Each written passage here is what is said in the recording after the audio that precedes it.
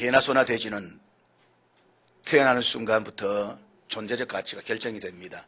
처음부터 설교에서 개나 소나 돼지가 나오니까 무슨 소리냐라고 말하지만 이 개나 소나 돼지는 아무리 훈련시키고 아무리 공부를 가르쳐도 개나 소나 돼지인 겁니다. 그렇지만 인간은 끊임없이 만들어져 가고 세워져 가는 존재입니다. 그렇기 때문에 인간은 만들어지는 것이 아니라 만들어 가는 것입니다. 그냥 물결이 치는 대로 바람이 부는 대로 이리저리 끌려가면 안 됩니다. 우리의 인생은 천하보다 귀합니다. 그렇기 때문에 우리는 하나님의 영의 감동을 받아서 하나님의 능력을 힘입고 인생을 창조적으로 만들어 가야만 합니다. 가만히 보십시오. 환경과 상황을 끝없이 극복해 나가는 사람이 있는가 하면 환경과 상황에 지배를 당하고 꿇어앉은 사람이 있습니다. 우리 살아가면서 수많은 사건과 사람들을 만나고 경험하면서 살아갑니다. 그런데 그 모든 사건과 사람들이 다 나를 유쾌하게 하고 행복해 주지는 않습니다. 어쩌면 인생을 살아가면서 사건과 사건들을 통해서 더 많은 상처와 아픔을 경험하기도 합니다.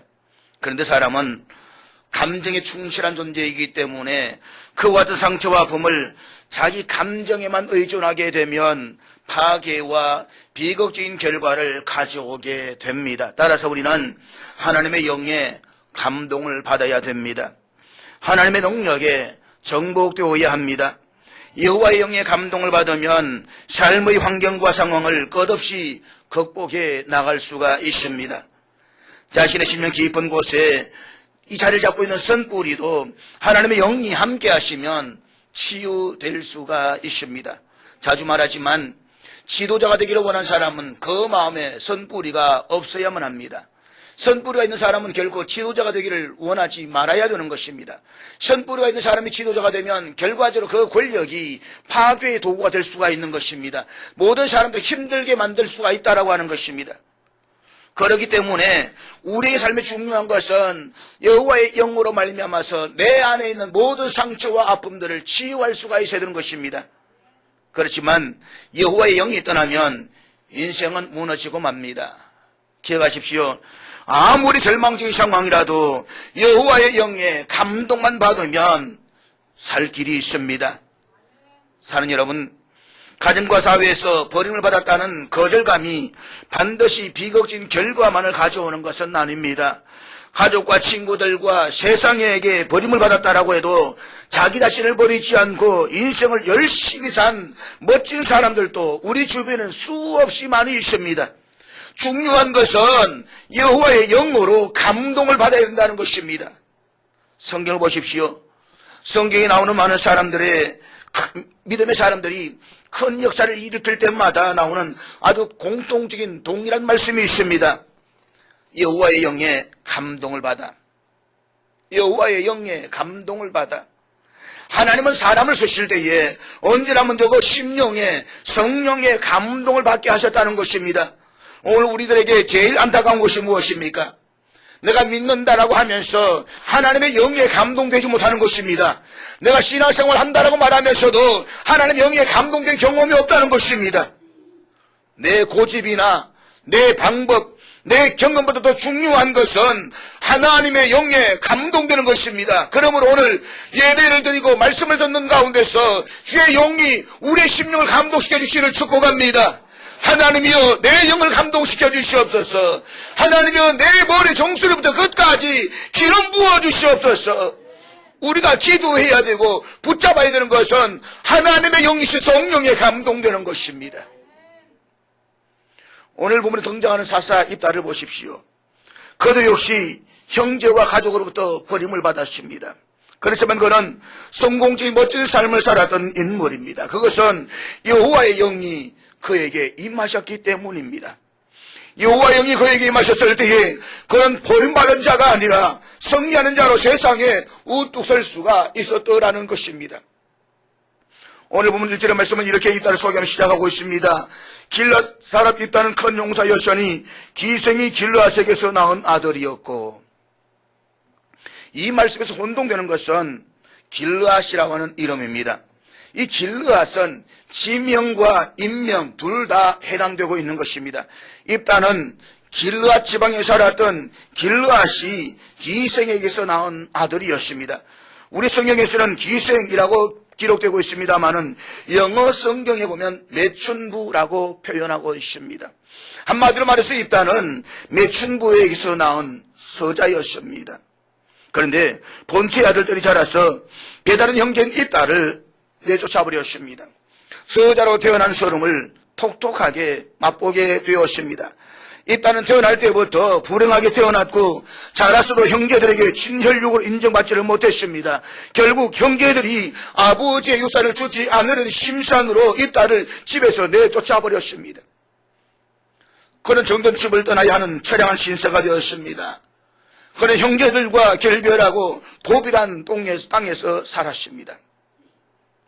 이렇게 고향을 등지게 된 입다는 자신의 운명을 탓하거나 비관하지 않았습니다. 자기 자리에서 열심히 자랐습니다. 그리고 이스라엘이 암몬 족속으로부터 공격을 받는 어려움에 처했을 때에 맞서 싸워서 백성을 구원하였습니다. 형제와 동족들로부터 버림을 받았지만 자신의 인생을 소중히 가꾸어서 민족의 영웅이 되었습니다. 그렇다면 입다의 인생 여정에서 고난을 승리로 바꿀 수 있었던 비결이 무엇입니까? 우리가 힘들고 어려울 때에 우리에게 도전이 될 만한 입다의 삶의 태도가 무엇입니까? 첫째로 그는 희망을 버리지 않고 최선을 다하는 삶을 살았습니다. 입다는 고향인 길르앗을 떠나서 도브로 갑니다. 도브라는 땅은 길르앗에서 동북쪽으로 약 24km 떨어진 곳으로서 아람, 다시 말해서 지금의 시리아와 인접해져 있는 곳입니다. 입다가 돕땅으로 가자 입다 주변에 수많은 잡류들이 몰려들었습니다. 여기서 잡류라고 하는 것은 떠돌아다니던 온갖 부류의 젊은이들 일컫는 표현입니다. 쉽게 말해서 건달패들이라고 말할 수가 있습니다. 입다는 이 건달패들, 잡류들 이들을 모아서 일종의 게릴라 부대를 조직했습니다. 입다는 그들을 데리고 자기를 내쫓았던 형제들을 찾아가서 복수하지 않았습니다. 이스라엘 괴롭히던 암몬 족속을 기습해서 그들을 물리쳤습니다. 그리고 고생하는 동족들, 가난한 사람들을 보호했습니다. 입다를 우리가 잘 아는 인물과 비교하자면 아마 그는 홍길동이나 임꺽정호 같은 성향의 사람이라고 말할 수가 있을 것입니다. 입다는 어이적 두목과 같은 인물입니다. 입다는 서자란 이유로 버림받은 서러움과 분노를 사후에 대한 반항으로 폭발시킬 수도 있었습니다.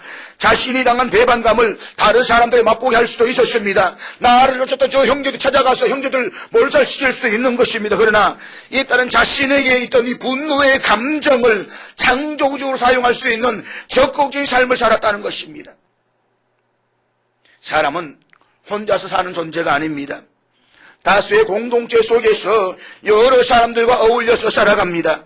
사람이 태어나서 최초로 경험하는 공동체는 가정입니다. 그런데 이런 공동체 속에서 사람들과 함께 살아가다 보면 어느 순간인가 서로 부딪힐 수가 있습니다. 마치 고슴도치처럼 말입니다.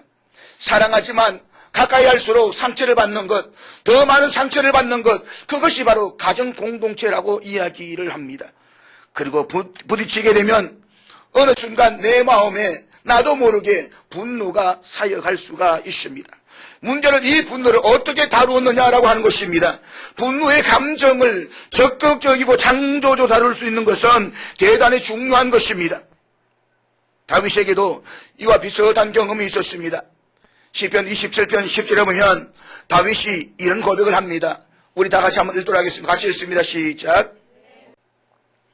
다윗은 막내였기 때문에 그 부모는 아마 대단히 연로했을 것입니다. 아마도 조카들과 나이가 비슷하거나 더 어렸을런지도 모릅니다. 사무엘이 사울을 이을 다른 왕을 세우고자 어느 날 이새의 집을 찾아옵니다. 그때 이제 이새는 자신 아들을 다 불러 세웠는데 다윗은 염두에 두지도 않았습니다. 이스라엘 모든 백성을 존경하는 사울이 자신의 집에 찾아왔습니다. 그리고 모든 형제들을 불러 모아라고 했습니다. 그러면 모든 형제들 다 불러 모아야 됩니다. 모든 형제들이 사울 앞에 인사를 드리기 위해서 나름대로 옷치장을 하고 아주 옷을 잘 입고 다 들여 나와 있습니다. 그런데 유독 다윗만이 그 자리에 빠졌습니다. 빠져서 빠진 것이 아니라 아예 부를 생각조차 없었습니다. 이런 상황에서 다윗이 얼마나 자기가 소외되었다는 느낌을 받았겠습니까? 그 뒤에 다윗이 골리앗을 때려 눕히고 블레셋을 쳐부숴서 사람의 칭송을 받게 되자 사울왕이 이를 시기하고 질투했습니다. 그래서 사울왕을 피해서 이곳저곳으로 숨어 다녀야만 했습니다. 심지어 사울이 다윗을 도와주는 사람은 그 일가족 전체를 몰살시켰기 때문에 어느 누가 쉽게 다윗을 도와주는 사람이 없었습니다. 삶을 포기하고 싶은 충동을 느낄 만큼 힘든 도피의 생활이었습니다. 그런 중 사무엘상 20장에 보면 다윗이 아두람 굴로 피신하게 됩니다. 그때 다윗이 그곳에 숨었다는 소식을 듣고 인근 근처에 있던 환난당한 자와 빚진 자, 마음에 원통한 자들이 모여들었다라고 했습니다. 속기 말해서 잡류들 말입니다. 다윗은 그들을 훈련시켜서 부대를 만듭니다. 입다와 아주 비슷한 사건인 것입니다. 다윗은 그동안 내일을 준비하게 되는 것입니다. 다윗은 사울에게 버림받은 상처 때문에 삶을 포기하는 어리석은 행동을 하지 않았습니다. 그가 그의 삶 속에 열심히 살았더니 이들 잡류들, 세상 속에 버림받은 저들이 나중에는 다윗이 왕국을 세울 때에 중요한 장군들로서, 중요한 장관들로서 한 자리씩 다 차지했다라고 하는 것입니다. 사랑 여러분, 인간은 누구나 한 번쯤은 거절감과 소외감을 경험합니다. 이 사실 때문에 우리는 인생을 포기할 수는 없습니다. 삶에 대한 희망을 간직하고 오늘 주어진 삶의 자리에서 최선을 다해서 살아가면 어떤 역경도 감내할 수가 있는 것입니다. 입다는 희망을 버리지 않고 최선을 다해서 삶을 살았기 때문에 승리할 수가 있었습니다. 둘째로 그는 하나님을 믿는 믿음을 포기하지 않았습니다. 삶을 포기하지 않고 열심히 살았던 입다에게 인생의 전기가 될 기회가 찾아왔습니다. 그것이 본문 4절 6절의 말씀입니다. 우리 본문 4절과 6절 말씀 우리 한번 같이 읽도록 하겠습니다. 다 같이 읽습니다. 시작. 자, 보십시오. 외적이 침입해 오는데 이스라엘은 변변한 군대가 없었습니다. 앞이 캄캄하고 막막하던 차에 자기들이 내쫓았던 저 서자 입다가 아니 변경 지역에서 게릴라 부대를 만들어서 성공하다는 소식이 들려오기 시작을 합니다. 이 소식을 듣자 말자 길르앗 사람들은 별 수 없이 입다에게 찾아가서 도움을 요청합니다. 참 낯짝도 두껍습니다. 그렇게 서자라고 멸시하고 천대하고 내쫓았던 그들이 어느 순간 자기들이 공격에 처하니까 와서 살려달라고 도와달라고 하는 사람, 이게 여러분 사람입니다. 이때 있다가 어떤 심정이었겠습니까? 본문 7절에 그 대답을 주고 있습니다. 우리 7절 말씀 다시 한번 같이 읽겠습니다. 다 같이 읽습니다. 시작. 보십시오. 입다는 나를 쫓아낼 때는 언제고 이제 와서 나에게 도움을 요청하는가? 라고 아주 괘씸하게 생각할 수가 있는 것입니다. 아마 어쩌면 잘 해먹어봐라고, 내가 왜 가느냐고 원망하면서 요구하면서 쫓아버릴 수도 있을 것입니다. 그러나 입다는 그들의 도움을 거절하거나 그들의 위기를 외면하지 않았습니다. 마침내 그들의 요청을 수락합니다. 그리고 암몬과 맞서 싸우기로 작정했습니다. 본문 9절 말씀에 보면 우리의 교훈을 주는 입다의 신앙 자세를 살펴볼 수가 있습니다. 우리 9절 말씀 다시 한번 같이 읽겠습니다. 같이 읽습니다. 시작. 입다가 길앗 장로들에게 이르되 너희가 나를 데리고 고향으로 돌아가서 암몬 자손과 싸우게 할 때에 만일 여호와께서 그들을 내게 넘겨주시면 내가 과연 너희의 머리가 되겠느냐 하니, 입다는 자신의 전략과 전술로 이스라엘 구하겠다고 말하지 않았습니다. 입다는 여호와께서 암몬을 그에게 붙여주실 때에 승리할 수 있다라고 믿었습니다. 입다는 자신과 자신을 따른 무리가 아니라 하나님을 믿었습니다. 형제들과 고향 사람들에게 버림받은 그는 오직 하나님만을 신뢰했습니다. 멸시와 천대와 버림을 받을 수 있는 상황에서도 그는 하나님을 버리지 않았습니다. 세상을 비관하고 저주할 수 있는 그 상황에서도 그는 하나님을 믿는 이 믿음을 포기하지 않았습니다.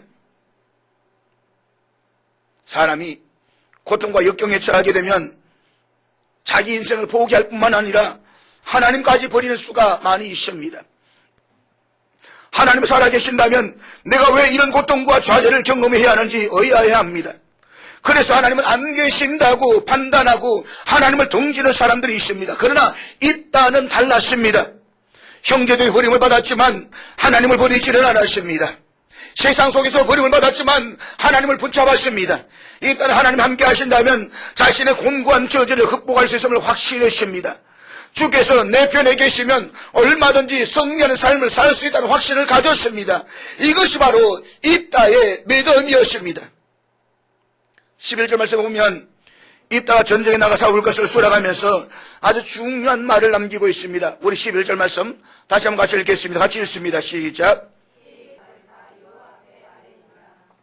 여기서 우리가 주목해야 될 것은 여호와 앞에 아뢰니라 라고 하는 내용입니다. 사랑하는 여러분, 당신은 그 누구에게도 말할 수 없는 고통과 버림받은 고독감과 소외감을 느낄 때에 어떻게 하십니까? 가슴만 치고 앉아 있습니까? 그래서 세상과 하나님을 원망하십니까? 여기 입다를 보십시오. 그는 하나님 앞에 다 고했습니다. 가족과 친구들이 버림받아서 외톨이게 된 이 입다는 자신의 모든 사장을 하나님께 다 말씀을 드렸습니다. 여호와 앞에 아뢰었다는 말은 세상은 버려도 하나님은 자신을 버리지 않고 기도를 들어주신 줄을 믿었다는 말인 것입니다.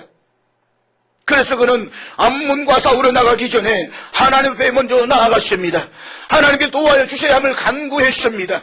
하나님께 모든 것을 아뢰는 이 입다의 모습을 보십시오. 하나님을 찾고 하나님께 매달리는 입다의 모습을 보십시오.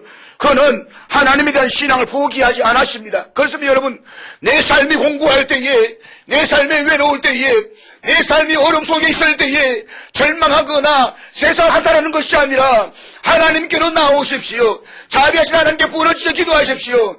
하나님의 도우심을 구하십시오. 내 속에 내가 알지 못하는 아픔이 있습니다. 내 속에 깊은 곳에 내가 말할 수 없는 아픔이 있습니다. 하나님께 나와서 하나님께 만져주심을 기도하며 하나님께 말씀하십시오. 일반적 성도들은 인생을 살면서 재앙이나 역경을 만나게 되면 두 가지 다른 반응을 보인다고 합니다. 첫째는 역경 때문에 주님에게서 멀어집니다.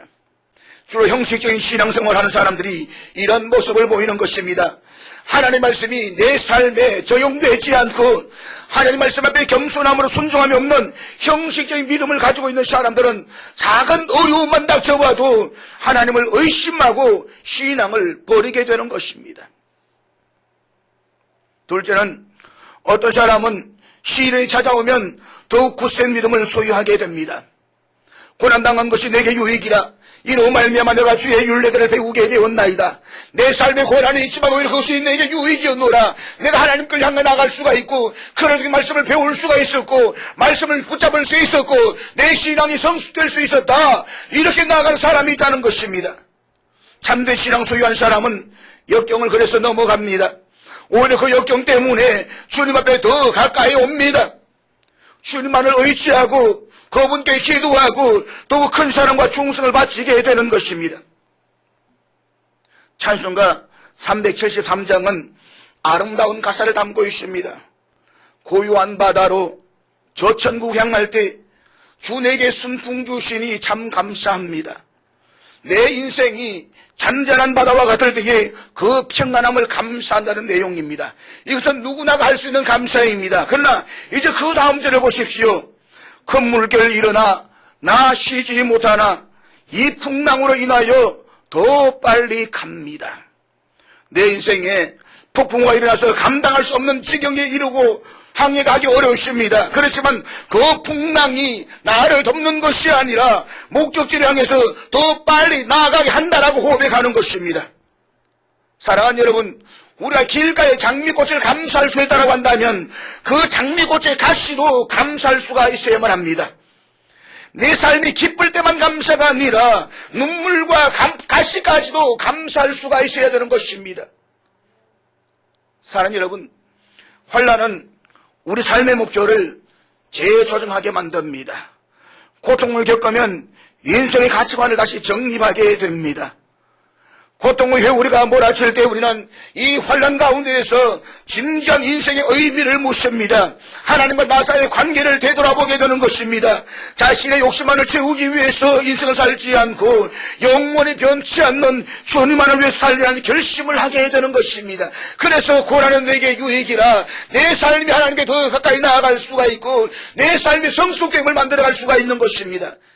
우리 인생에 고난이 없다라고 한다면 얼마나 교만하겠습니까? 인간만큼 약삭 빠르고 인간만큼 저질적인 존재가 또 어디에 있겠습니까? 있으면 있다고 있음을 자랑하게 되고 없으면 없다고 비굴해지는 건 존재이지 않습니까?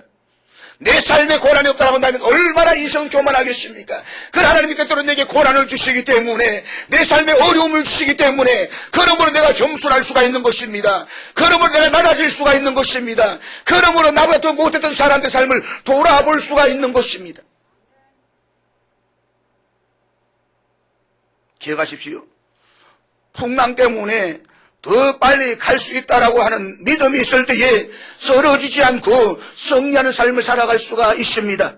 어떤 사람은 풍랑이 일어날 때 왜 풍랑이 일어나느냐고 배가 침몰한다는 말 하지만, 그러나 그 풍랑은 목적지가 분명하면 목적지로 더 빨리 가게 만드는 힘이 될 수가 있는 것입니다. 주님이 내 편에 계신다라고 확신하는 사람은 어떤 풍랑도 헤쳐나갈 수가 있습니다. 셋째로, 그는 하나님과 했던 약속을 굳게 지켰습니다. 절망의 상황에서도 인생에 대한 희망을 버리지 않고 하나님을 믿는 믿음을 포기하지 않고 하나님과의 약속을 철저하게 지켰던 사람이 바로 입다입니다. 오늘 사사기 11장 뒷부분은 좀 의문이 생기는 부분일 수가 있습니다. 특히 30절과 31절의 말씀은 입다의 유명한 서원에 관한 내용입니다. 우리 11장 30절 31절 같이 읽도록 하겠습니다. 시작. 입다는 이 약속대로 암몬 자손을 물리치고 돌아오는 길에 제일 먼저 자신을 환영했던 사람이 누구냐? 바로 사랑하는 외동딸이었습니다. 얼마나 가슴이 미어지겠습니까?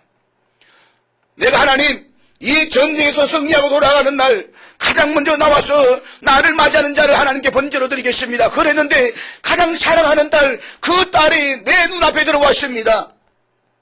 어떻게 하실까요?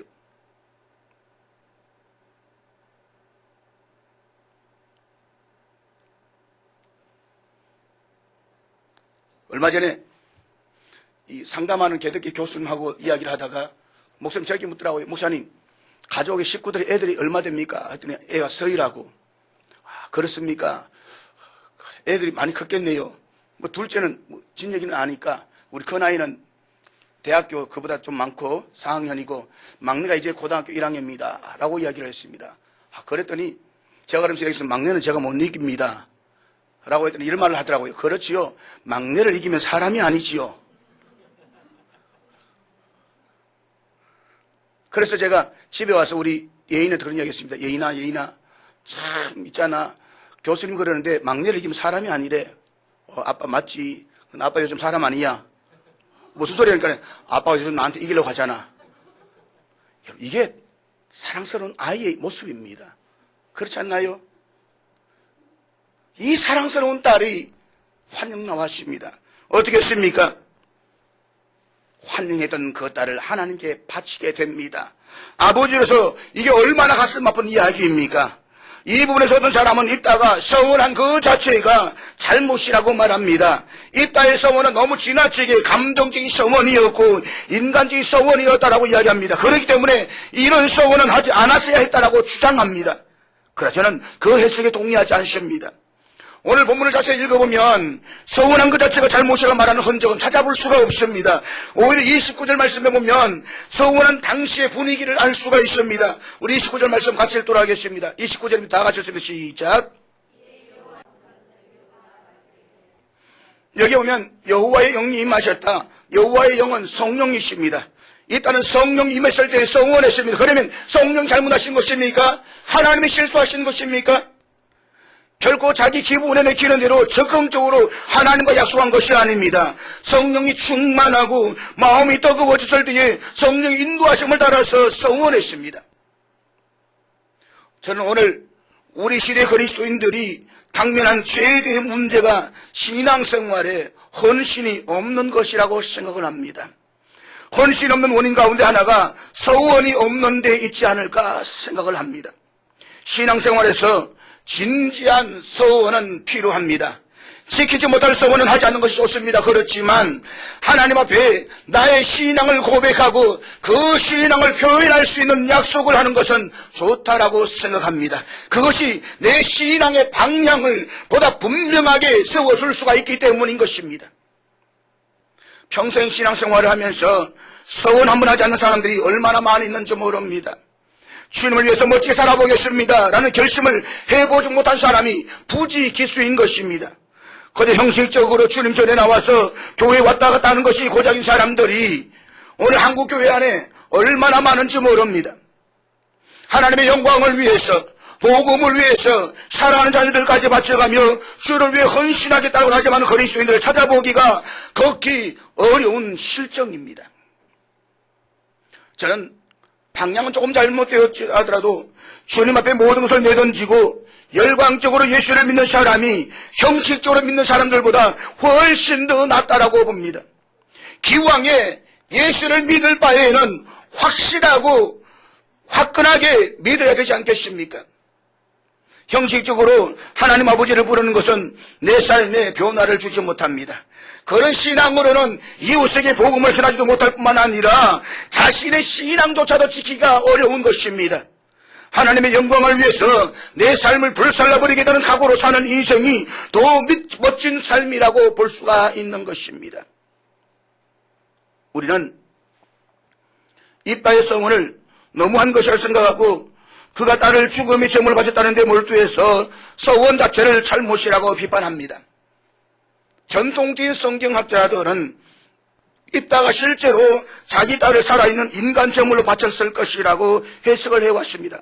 그런데 근래에 다른 견해가 대두되고 있습니다. 이 딸은 딸을 제물로 바치지 않을 가능성이 훨씬 더 높습니다. 우리가 딸을 실제로 죽여서 바치는 것처럼 결론을 내리는 이유는 죽으려는 이 단어에 너무 집중하기 때문에 해석학적인 오해에서 발생하고 있는 것입니다. 또 37절에서도 죽음을 인하여 애국한다라는 표현이 나와서 우리를 더 잘못되게 이해하게 만드는 것입니다. 그러나 사실 다른 번역본과 사본에는 죽음이라는 낱말이 없습니다. 영어 성경에서는 죽음이라는 단어가 없습니다. 지금 우리가 읽고 있는 새롭게 번역된 개역 개정판에서도 죽음이라는 단어가 없습니다. 단지 처녀로 바쳐지기 때문에 애국하나이다. 2달 만에 그의 아버지에게로 돌아온지라 그는 자기가 서원한 대로 딸에게 행하니 딸이 남자를 알지 못하더라. 여기에 죽음이라는 말이 없습니다. 그러면 입다가 여호와께 번제로 드린다는 것은 무슨 뜻인지 살펴볼 필요가 있습니다. 사람을 번제로 드릴 때는 동물을 드릴 때처럼 피를 흘리는 것이 아닙니다. 사람을 번제로 드린다고 하는 것은 성막에 가서 평생 하나님을 수종드는 것을 말합니다. 하나님은 인간을 제물로 바치는 것을 엄격하게 금하셨습니다. 이 사실을 우리는 신명기 12장 31절에서 확인할 수가 있습니다. 우리 한번 같이 읽도록 하겠습니다. 다 같이 읽습니다. 구약 성경에 보면 자녀들을 불 가운데로 지나가게 하거나 제물로 바치는 이방 신들을 믿는 종교들이 있었습니다. 그 대표적인 이방 신이 몰렉이라고 하는 신입니다. 몰렉은 불을 질러놓고 자녀들을 불 가운데로 지나가게 하거나 그 자녀를 불 가운데 제물로 바쳤습니다. 그 일을 했던 대표적인 유다 왕이 바로 므낫세입니다. 역대하 33장 6절에 말씀하면 므낫세의 악한 행실에 대해서 이렇게 고발하고 있습니다. 같이 읽도록 하겠습니다. 시작. 그런데 자녀들 불 가운데로 지나가게 한 일은 이스라엘 역사에서 끊임없이 나타납니다. 하나님이 이 사실을 굉장히 불쾌했고 굉장히 분노하셨다는 것입니다. 성경은 이 사실을 적나라하게 고발하면서 그와 같은 행위는 악이며 하나님을 진노하게 했다라고 분명하게 말씀하고 있는 것입니다. 그러므로 자녀를 제물로 바치는 행위는 하나님께서 가장 싫어하시는 행위입니다. 그러면 입다가 사람을 여호와께 바치겠다라고 하는 서원은 어디에 근거하고 있는 것입니까? 레위기 27장 2절 말씀 우리 한번 같이 읽도록 하겠습니다. 다 같이 읽습니다. 시작. 이스라엘 자손에게 말하여 이르라. 만일 어떤 사람이 사람의 값을 여호와께 드리기로 분명히 서원하였으면 너는 그 값을 정할지니. 이스라엘은 전통적으로 사람을 얼마든지 바칠 수가 있었습니다. 인간을 하나님 앞에 바치는 서원이라는 습관이 있었습니다. 그것은 사람의 피를 흘리는 희생이 아니라 하나님을 위해서 전적으로 희생제사로 사랑하는 아들, 딸을 바치는 것입니다. 지금도 보면 신앙이 좋은 부모들은 첫 아들을 하나님께 바치겠다라고 기도를 합니다. 그래서 아이가 태어나자마자 이 아들은 목사가 될 것이라고 공포하기도 합니다. 하나님, 이 아들을 내가 하나님께 드렸습니다. 이 아들 하나님 마음대로 하십시오라고 기도하면서 서원하기도 하는 것입니다. 아들과 함께 전혀 상의하지도 않고 부모의 뜻대로 결정한 일입니다. 이것은 확실히 희생입니다. 더군다나 입다의 딸은 처녀로서 한평생 성막에서 수종되는 삶을 살아야 했기 때문에 희생이라고 볼 수가 있는 것입니다. 오늘 본문의 강조점은 입다의 딸이 죽었느냐 안 죽었느냐 있지 않습니다. 우리가 기억해야 할 사실은 입다가 하나님께 약속했고 그 약속을 지켰다라고 하는 사실인 것입니다. 이것이 우리에게 주는 가장 중요한 교훈인 것입니다. 오늘 우리 시대 그리스도인들은 신앙생활을 하면서 하나님께 약속 한 번 못하고 살아갑니다. 자신의 이기심 때문에 혹시나 손해를 볼까 봐서 약속은 절대로 안 합니다. 그러나 기억하십시오. 하나님 앞에 약속을 하고 그 약속을 지키는 신앙이 귀한 신앙인 것입니다. 어떤 사람은 더러 약속을 하기는 하는데 자신의 삶이 곤재빠질 때에 마치 지푸라기 잡는 심정으로 하는 경우가 있습니다. 이럴 때면 이런 약속인 것입니다. 하나님, 이번만 도와주시면 제가 앞으로는 찬양대로 절대로 빠지지 않겠습니다. 뭐 이런 기도 말입니다. 이것은 시시한 약속입니다. 그러나 그런 시시한 약속이라도 할 필요는 있다는 것입니다. 그렇지만 정말 하나님이 기뻐하시는 약속은 아마 이런 헌신이 있는 고백이라고 저는 생각을 합니다. 평생 주님을 위해서 힘껏 살겠습니다. 주님이 주신 달란트와 은사를 사용해서 주님과 이웃을 섬기겠습니다. 다시는 세상을 보지 아니하고 저 천국만 바라보며 살아가겠습니다. 그러나 사랑하는 여러분, 정말 중요한 것은 약속은 지켜야 한다는 사실입니다. 약속을 했으면 반드시 지켜야 하는 것이 인간관계에서 신뢰를 쌓는 기초입니다. 약속을 지키지 않으면 신의가 없는 사람이라고 무시를 당하게 되는 것입니다. 하나님과의 약속도 마찬가지인 것입니다. 보이지 않는 하나님과의 약속을 해서 쉽게 생각하지 마십시오. 하나님은 그 약속을 반드시 기억하십니다. 그럼에도 불구하고 고통과 역경이 지나가면 내가 언제 하나님과 약속을 했는가 하면서 자신의 약속과 전혀 상관없이 살아가는 그리스도인들이 있습니다. 서원을 곧잘 하기는 하지만 그 서원을 너무 쉽게 잊어버리고 가볍게 여기는 사람들이 있습니다. 그러나 입다는 지키기 어려운 약속이었지만 자신이 약속한 대로 그 딸을 바쳤습니다. 사랑하는 여러분, 하나님께서 이 사람을 쓰실만 하지 않겠습니까? 하나님이 이 사람을 선택하실만 하지 않겠습니까? 세상이 버리고 가정이 버리고 형제가 버렸지만 자신의 삶을 버리지 않았던 입다. 하나님 믿는 신앙을 버리지 않고 하나님께 한 서원과 약속을 버리지 않았던 입다는 하나님의 도구가 되어서 이스라엘을 구원하게 하셨습니다. 성경에 보면 우리 주님의 생애를 묘사하고 있는 감동적인 말씀이 있습니다. 베드로전서 2장 4절 말씀인데 우리 다 같이 읽도록 하겠습니다. 같이 읽습니다. 시작. 사람에게는 버림받아 되었으나 하나님께는 택하심을 입은 보배로운 산돌이신 예수께 나아가.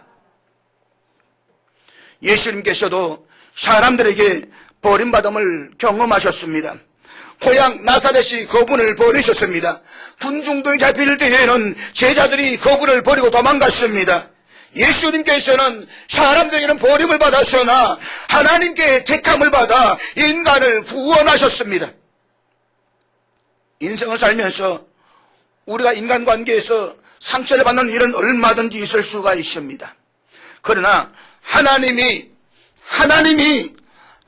우리를 버리지 아니하신다는 사실을 믿는 것과 스스로의 인생을 포기하지 않는 자세와 또 주님을 향한 헌신의 약속과 함께 인생을 살아간다면 사랑하는 여러분, 절망은 없습니다. 낙심은 없습니다. 비극적인 운명을 극복하고 새로운 삶을 창조한 이 땅의 모습에서 우리는 위로와 격려를 받고 당신의 인생을 포기하지 마십시오.